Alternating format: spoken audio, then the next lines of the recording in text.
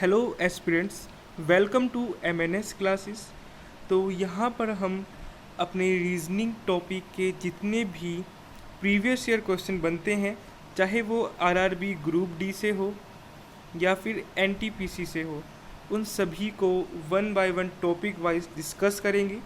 देखिए, इससे होगा यही कि जो भी आपके आने वाले एग्ज़ाम है, चाहे वो आरआरबी ग्रुप डी हो या एनटीपीसी हो, उन सभी एग्ज़ाम में अगर आपको पता होगा कि रेलवे ने प्रीवियस ईयर में किस टाइप से क्वेश्चन पूछे हैं, तो आप एग्ज़ाम में काफ़ी अच्छे से डील कर पाओगे और हो सकता है कि आपके रीजनिंग में फुल मार्क्स भी आ सकें। क्योंकि यहाँ पर ये कंपटीशन है, तो यहाँ पर एक एक नंबर की बहुत वैल्यू है। तो मैं आशा करता हूँ कि आप इस वीडियो को ध्यान से देखेंगे और इस वीडियो में आपको काफ़ी कुछ नया सीखने को मिलेगा। आज स्टार्टिंग में हम इजी क्वेश्चन लेके आए हैं, पर धीरे धीरे हम इसको लेवल को बेसिक से एडवांस की ओर लेकर चलेंगे और आरआरबी ग्रुप डी और एनटीपीसी में जितने भी क्वेश्चन आए हैं इस टॉपिक से, उन सभी को वन बाय वन पढ़ते चलेंगे। ऐसे ही हम अपनी सीरीज़ कंटिन्यू करेंगे। आज हम पढ़ने जा रहे हैं एनालॉजी के बारे में। धीरे धीरे हम अपना नेक्स्ट टॉपिक स्टार्ट करेंगे। उस टॉपिक में भी हम आरआरबी ग्रुप डी के ही क्वेश्चन लाएंगे। तो आशा करता हूँ आपको अच्छा लगेगा। तो आज का पहला क्वेश्चन है कि जैसे त्वचा का संबंध बाल से है, उसी प्रकार भूमि का संबंध किस चीज़ से है। तो ये आपके ऑप्शन है अयस्क, धूल, घास या खनिज। तो ये क्वेश्चन आरआरबी ग्रुप डी में आया हुआ है। आप देख सकते हैं 2018 में जो लास्ट टाइम एग्ज़ाम हुआ था, उसमें ये क्वेश्चन आया हुआ है। तो जो सही आंसर होगा इसका वो होगा कि जिस प्रकार से त्वचा पर बाल उगते हैं, आपकी स्किन है, हम जानते हैं हमारी स्किन है, उस पर बाल उगते हैं, उसी प्रकार से भूमि पर घास उगती है। देखिए, भूमि पर अयस्क भी है, लेकिन वो उगता नहीं है, वो ज़मीन के अंदर पाया जाता है। ऐसे ही खनिज है, खनिज उगता नहीं है, ज़मीन के अंदर पाया जाता है। और जो धूल मिट्टी है, वो वाहन इत्यादि के द्वारा हम सभी मनुष्य करते हैं। तो जो सही आंसर होगा वो सिर्फ घास होगा, क्योंकि जिस प्रकार त्वचा पर बाल उत्पन्न होते हैं, उसी प्रकार से भूमि पर घास उत्पन्न होती है। नेक्स्ट क्वेश्चन है हमारा कि जिस प्रकार सुई का संबंध टांके से है, उसी प्रकार चाकू का संबंध किस चीज़ से है। ऑप्शंस हैं ब्लेड, मक्खन, कट या शार्प। ये क्वेश्चन भी ग्रुप डी में आया हुआ है। तो देखिए, इस क्वेश्चन का सही आंसर क्या होना चाहिए। तो इसको देखकर ही पता चल रहा है कि सुई का काम क्या होता है। सुई का काम होता है टांके लगाना। तो इसी प्रकार यहाँ पर चाकू का काम क्या होता है। चाकू का काम ना तो ब्लेड होता है, ना मक्खन होता है, ना शार्प करना होता है। चाकू का काम होता है कट लगाना।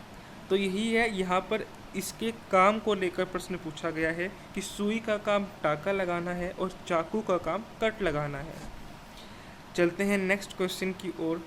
अगला क्वेश्चन है हमारा कि जिस प्रकार पेट्रोल का संबंध गाड़ी से है, उसी प्रकार बिजली का संबंध किस चीज़ से है। ऑप्शंस हैं माल, बल्ब, अंधेरा या फिर कक्स। अब देखिए, यह भी सोचने वाला प्रश्न है और स्टार्टिंग में काफ़ी बेसिक क्वेश्चन है। आपको लग रहा होगा कि काफ़ी इजी क्वेश्चन आए हैं, पर धीरे धीरे लेवल अपने आप अप होता चलेगा और आपको काफ़ी कुछ नया सीखने को मिलेगा। तो इस प्रश्न का उत्तर क्या बनेगा। देखिए कि जो गाड़ी है वो चलती किससे है, पेट्रोल से चलती है। तो इनमें से क्या चीज़ है, इन चारों ऑप्शन में से कौन सी चीज़ है जो बिजली से चलती है। तो देखिए, माल है वो बिजली से नहीं चलेगा, अंधेरे का बिजली से कोई संबंध ही नहीं है, कक्ष का बिजली से कोई संबंध ही नहीं है। जो संबंध आएगा बल्ब का आएगा, क्योंकि बल्ब ही बिजली से चलता है। ये एक्सप्लेनेशन दिया हुआ है कि जिस प्रकार पेट्रोल से गाड़ी चलती है, उसी प्रकार बिजली से बल्ब जलता है। तो यहाँ पर बल्ब आपका सही आंसर हो जाएगा। नेक्स्ट क्वेश्चन है आपका कि जो हरा है उसका संबंध रंग से है, तो सेब का संबंध किस चीज़ से है। बहुत ही आसान प्रश्न है कि हरा क्या है। हरा एक कलर्स का नेम है, यानी हरा एक रंग है। तो सेब क्या है। सेब ना तो गोल है, ना कोई मिठाई है, ना ही कोई रंग का नाम है, बल्कि क्या है, सेब एक फल का नाम है। तो इसका सही आंसर हो जाएगा आपका ऑप्शन नंबर ए, फल। देखिए लिखा भी है कि जिस प्रकार हरा रंग के अंतर्गत आता है उसी प्रकार सेब फल के अंतर्गत आता है। यह भी ग्रुप डी में आया हुआ क्वेश्चन है। चलते हैं नेक्स्ट क्वेश्चन की ओर। आपका नेक्स्ट क्वेश्चन है कि कार्य का संबंध प्रयास से है तो सोना का संबंध किससे होगा? उठना से, आराम करने से, मुक्ति से या समीप से? देखिए ये थोड़ा सोचने वाला क्वेश्चन है और देखते हैं क्या आंसर आप लगाएंगे इसका। तो अगर आप ध्यान दें तो यहाँ पर ये दिखाया गया है कि अगर हम किसी चीज़ का प्रयास करते हैं तब जाकर ही कार्य होता है, यानी किसी चीज़ का प्रयास करने से ही कार्य होता है। तो इनमें से ऐसा कौन सा ऑप्शन है जिसे करने से आपको सोना होगा, यानी नींद आ सकेगी? तो देखिए समीप बैठने से कोई नींद नहीं आएगी, मुक्ति मिलने से नींद नहीं आएगी, उठने से दोबारा नींद नहीं आएगी। लेकिन अगर आप आराम करेंगे 15 मिनट या 5 मिनट आँख बंद कर कर बैठेंगे तो डेफिनेट सी बात है कि आपको नींद ज़रूर आएगी और सोना पॉसिबल हो पाएगा। तो यहाँ पर जो सही उत्तर है वो ऑप्शन नंबर सी बनेगा। देखिए सारे क्वेश्चन ग्रुप डी में आए हुए हैं, मैं कोई एक्स्ट्रा क्वेश्चन नहीं कराऊंगा, सिर्फ प्रीवियस ईयर क्वेश्चंस ही कराऊंगा। नेक्स्ट क्वेश्चन है हमारा, गेंद का संबंध फेंकने से है तो इनमें से कौन से विकल्प है जो आपस में संबंध रिप्रेजेंट करते हैं? तो गेंद का फेंकना है तो क्या कुत्ता थपथपाता है? नहीं, कुत्ता कभी थपथपाता नहीं है, कुत्ता सिर्फ भौंकता है। हॉकी है, हॉकी का संबंध गेंद से नहीं है क्योंकि हॉकी में आप हॉकी स्टिक से सिर्फ वार कर सकते हैं, मार सकते हैं, है ना, प्ले कर सकते हैं। थर्ड ऑप्शन है गेंद का है बल्ला। तो गेंद और बल्ले का एक गेम के अंदर यूज़ होते हैं, क्रिकेट में यूज़ होते हैं, पर इनका कोई आपस में कोई ऐसा रिलेशन नहीं है कि गेंद से आप बल्ला करते हो। गेंद से आप फेंक सकते हो, गेंद का फेंकना हो सकता है, गेंद का बल्ला नहीं हो सकता। तो ये ऑप्शन भी कट हो जाएगा। लास्ट ऑप्शन है आपका फुटबॉल, कि फुटबॉल से आप किक मार सकते हो। यानी कि इस क्वेश्चन में यही दिया हुआ था कि जब गेंद से आप फेंकने का काम कर सकते हो तो ऐसा क्या है, यानी फुटबॉल है जिससे आप किक कर सकते हो। ये आपका ऑप्शन नंबर डी बिल्कुल सही होगा और इसका एक्सप्लेनेशन भी दिया हुआ है। देखिए कि जिस प्रकार गेंद को फेंक कर खेला जाता है उसी प्रकार फुटबॉल को किक मार कर खेला जाता है। चलते हैं नेक्स्ट क्वेश्चन की तरफ। अगला क्वेश्चन है हमारा कि कवि का संबंध कविता से है तो मोची का संबंध किससे होगा? तो देखिए कवि क्या करते हैं, कविता करते हैं, यानी कवि का ऑक्यूपेशन, कवि का पेशा क्या है, कविता करना। तो एक मोची का पेशा क्या होगा?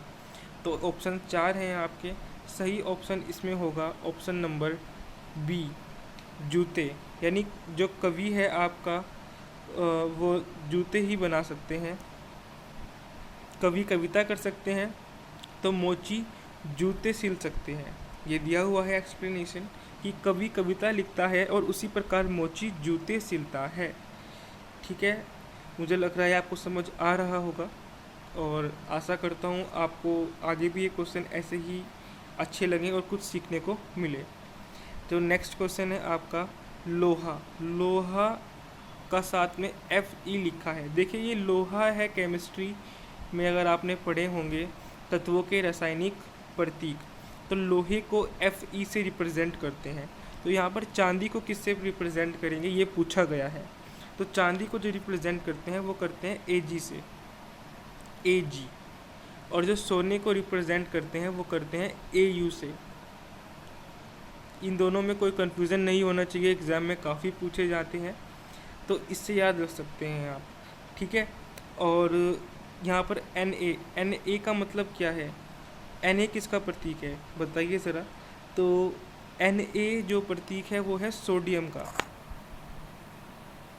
अगर पढ़ा हो किसी ने। Na सोडियम का प्रतीक है, Cl क्लोरीन का प्रतीक है और K किसका प्रतीक है, K है पोटेशियम का, K आपका पोटेशियम का प्रतीक है। ठीक है, नेक्स्ट क्वेश्चन है हमारा। अगले क्वेश्चन की तरफ चलते हैं। ये इसका देखो दिया हुआ है एक्सप्लेनेशन कि लोहे का प्रतीक Fe है और चांदी का प्रतीक Ag है। नेक्स्ट क्वेश्चन की तरफ चलते हैं। मोनार्क का संबंध किससे है? यहाँ पे पहले क्वेश्चन दिया है कि जिस प्रकार एनाकोंडा का संबंध कोबरा से है उसी प्रकार मोनार्क का संबंध किससे है। तो देखिए एनाकोंडा और कोबरा दोनों ही सांप की प्रजातियां हैं, तो यहाँ पर भी कुछ ऐसा होगा कि उसका सिनोनियम होगा या फिर पर्यायवाची टाइप कुछ होगा। तो मोनार्क का मतलब होता है साम्राज्य की गद्दी। किसी भी साम्राज्य की जो गद्दी होती है उसे मोनार्क बोलते हैं, कि जहाँ पर जो सिंहासन को बोल सकते हैं आप गद्दी। तो एनाकोंडा कोबरा हो चुका है। बटरफ्लाई जो ऑप्शन है ये कोई रिलेशन में नहीं है इसके। रॉयल यानी राजसी होता है रॉयल का मतलब, बट वो इस फील्ड में कोई ऑप्शन में नहीं बैठता है। वेनम वर्ड का कोई खास मीनिंग नहीं आ रहा है। सही ऑप्शन क्या है, क्वीन, क्योंकि क्वीन ही कहाँ बैठेगी, मोनार्क पर। तो सही ऑप्शन कौन सा होगा इसका, ऑप्शन नंबर बी। तो क्वीन इसका होगा राइट आंसर। ये नेक्स्ट दिया भी हुआ है इसका संबंध के बारे में। नेक्स्ट क्वेश्चन है हमारा, जिस प्रकार छाया का संबंध प्रकाश से है उसी प्रकार परावर्तन का संबंध किससे है। तो देखिए इसमें थोड़ा सा टिपिकल हो सकता है। यहाँ पर कपड़ा दिया हुआ है, जल दिया हुआ है, गंदगी दी हुई है, वायु दिया हुआ है। तो आप सोचिए क्या हो सकता है इसका आंसर। तो सही आंसर यही होगा कि जिस प्रकार प्रकाश में छाया की परिघटना होती है, यानी प्रकाश की उपस्थिति में ही छाया पॉसिबल है, ठीक उसी प्रकार जल में ही परावर्तन की घटना होती है। देखिए परावर्तन किसी भी एक सतह पर हो सकता है, पढ़ा होगा आपने, लेकिन यहाँ पर कपड़े में परावर्तन नहीं होता, गंदगी में परावर्तन नहीं होगा, वायु में परावर्तन हो सकता है, पर कोई सरफेस आपका होना जरूरी है। तो जो सही ऑप्शन होगा वो जल आएगा, क्योंकि जल में आपका परावर्तन होना बहुत पॉसिबल है। अगर साफ पानी है तो परावर्तन अच्छे से हो सकता है। नेक्स्ट क्वेश्चन देखते हैं। अगला क्वेश्चन है हमारा कि जिस प्रकार रसायन विज्ञान का संबंध परमाणु से है उसी प्रकार जीव विज्ञान का संबंध निम्नलिखित में से किससे है। यहाँ आपके पास 4 ऑप्शन है, अणु, न्यूरॉन्स, बायोमेट्रिक्स और कोशिकाएं। तो देखिए रसायन विज्ञान का जो बेस है या केमिस्ट्री का जो बेस है वो ही एटम्स है, परमाणु है। तो इसी प्रकार जीव विज्ञान का बेस क्या है, जीव विज्ञान किस पर आधारित है। तो आप सभी को पता होगा इसका आंसर कि जीव विज्ञान कोशिकाओं पर ही आधारित है। जो मानव शरीर बना है वो कोशिकाओं से मिलकर ही बना है, सेल्स से मिलकर ही बना है। तो इसका राइट आंसर होगा आपका सेल्स, कोशिकाएं। नेक्स्ट क्वेश्चन है आपका, इस डैश पहले ही क्वेश्चन आ चुका है, डैश का संबंध स्पाइडर से है तो बराक का संबंध सोल्जर से है। तो देखिए अब बैराक का संबंध जब सोल्जर से दिया है तो किसका संबंध स्पाइडर से होगा। तो शायद आपको पता हो बैराक का मतलब होता है छावनी। देखिए बैराक का मतलब छावनी होता है कि छावनी में कौन रहते हैं, सैनिक रहते हैं। तो इसी प्रकार जो स्पाइडर है, स्पाइडर यानी मकड़ी कहाँ रहती है, मकड़ी रहती है वेब में। वेब यानी जाला, जो जाला बनाती है मकड़ी वो उसी में रहती है। तो इसलिए जो सही आंसर आएगा वो आएगा वेब। और देखिए हाइव में कौन रहता है, हाइव में रहती है आपकी मधुमक्खी। जो मधुमक्खी होती है वो हाइव्स में रहती है। नेस्ट में कौन रहती है, आपकी बर्ड्स रहती है। ओके, आई थिंक समझ आ रहा होगा आपको। तो इसका जो राइट आंसर है वो वेब बनेगा।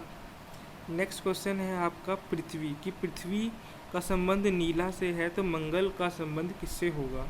यह क्वेश्चन काफ़ी इजी है कि पृथ्वी का संबंध नीले ग्रह से है, यानी पृथ्वी जो ग्रह है वो नीले रंग का है, तो मंगल ग्रह किस रंग का है। काफ़ी इजी क्वेश्चन है, मंगल ग्रह है लाल रंग का। आई थिंक इसमें किसी को कोई एक्सप्लेनेशन की ज़रूरत नहीं होगी, क्योंकि जो हमारे ग्रह हैं उनका जो कलर है उसी से ये क्वेश्चन पूछा गया है कि पृथ्वी नीले रंग की है तो मंगल ग्रह किस रंग का है, लाल रंग का है। पढ़ते हैं नेक्स्ट क्वेश्चन की तरफ। अगला क्वेश्चन है कि रंगमंच का संबंध मनोरंजन से है तो मंदिर का संबंध किस चीज़ से है। देखिए रंगमंच क्या होता है, प्रोग्राम्स को बोलते हैं। जो प्रोग्राम होते हैं आपके उन्हें रंगमंच बोलते हैं। तो रंगमंच में क्या होता है आपका, कॉमेडी या मनोरंजन, एंटरटेनमेंट होता है। तो इसी प्रकार मंदिर में क्या करते हैं लोग, मंदिर में लोग क्या करते हैं, पूजा करते हैं। क्या करते हैं, पूजा करते हैं। तो इसका सही आंसर कौन सा होगा, पूजा होगा। देखिए लिखा भी है, जिस प्रकार रंगमंच में मनोरंजन होता है उसी प्रकार मंदिर में पूजा होती है। बढ़ते हैं नेक्स्ट क्वेश्चन की तरफ। ये इस वीडियो का आखिरी क्वेश्चन रहने वाला है, क्योंकि हम धीरे धीरे क्वेश्चंस को लेकर चलेंगे। हम थोड़े दिनों में एनालॉजी का टॉपिक कंप्लीट करेंगे, फिर धीरे धीरे 1 बाय 1 रेलवे में आने वाले सभी टॉपिक्स पर अपनी कमांड बनाएंगे, जिससे हमारे रीजनिंग सेक्शन में काफ़ी अच्छा स्कोर कर सकें। लास्ट क्वेश्चन है हमारा आज का कि गवार शब्द है उसका संबंध सभ्य से है, तो निम्नलिखित में से इन चारों में से कौन सा ऑप्शन सही होगा। देखिए, गवार का अपोजिट है सभ्य, यानी गवार का विलोम शब्द है सभ्य, तो इनमें से कौन से ऑप्शन आपस में विलोम शब्द है। तो अगर हम देखें जंगली और जानवर, ये कोई विलोम शब्द नहीं बैठते हैं। अगर हम देखें निरक्षर और किताब, तो निरक्षर का विलोम साक्षर होता है, न कि किताब। इसी प्रकार निर्दयी का वीर, यहाँ पर थोड़ा कंफ्यूज हो जाते हैं स्टूडेंट्स, क्योंकि निर्दयी व्यक्ति क्या है जिसके अंदर दया का भाव ना हो, और वीर क्या है जो बहुत ज़्यादा वीरता से भरा हुआ हो। तो ये आपस में कोई भी अपोजिट वर्ड्स नहीं बनाते, क्योंकि वीर का होना चाहिए कायर और निर्दयी का होना चाहिए दानी। तो इसलिए ये वाला ऑप्शन भी कट हो जाएगा। तो जो सही ऑप्शन होगा वो आपका होगा अंधेरा, क्योंकि अंधेरे का अपोजिट होता है रोशनी। तो मैं आशा करता हूँ ये वीडियो आपको पसंद आई होगी। देखिए, अगर ये वीडियो अच्छी लगी है तो हम इस सीरीज़ को आगे कंटिन्यू करेंगे, और मैं चाहता हूँ कि आप सभी के अच्छे से अच्छे मार्क्स आएँ। और इस वीडियो को लाइक कीजिएगा और